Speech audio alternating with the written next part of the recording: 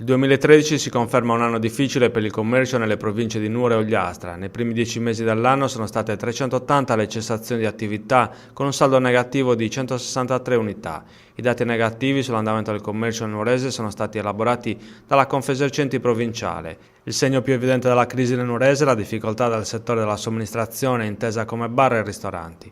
I pubblici esercizi hanno visto la chiusura di 33 locali, il 39% del totale su scala sarda. In questo comparto all'inizio dell'anno si sono registrate 115 cessazioni, 73 bar e 42 ristoranti, con una media di quasi 10 chiusure al mese. Grave poi la situazione del settore moda che in autunno, a causa della stagione calda, non ha potuto godere di un recupero di vendite. Nei primi 10 mesi dell'anno hanno spento le insegne 45 aziende, il 10% di quelle attive nel settore, che sono pari a 498.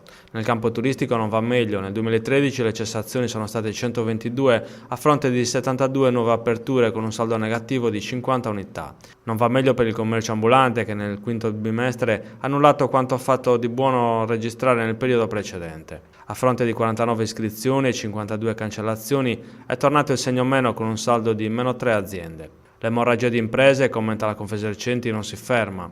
Commercio e turismo sono schiacciati dalla crisi dei consumi interni, che insieme a una deregulation degli orari e dei giorni di apertura delle attività commerciali non ha uguali in Europa e che favorisce solo le grandi strutture. Questo sta continuando a distruggere il nostro capitale imprenditoriale. La crisi, sottolinea l'associazione, sta portando ad un rapido rinnovamento generazionale. Oltre il 30% delle nuove imprese di commercio e turismo sono giovani. L'appello della Confesercenti al governo e istituzioni locali è quello di non bastonare chi ha voglia di fare impresa con un'altra infornata di tasse. Attendiamo con preoccupazione gli effetti della TARES che, visti deliberati dalla maggior parte dei comuni, conclude la Confesercenti, potrebbero dare il colpo di grazia a negozi di vicinato, soprattutto bar e ristoranti, ortofrutta, pescherie, fiori e piante.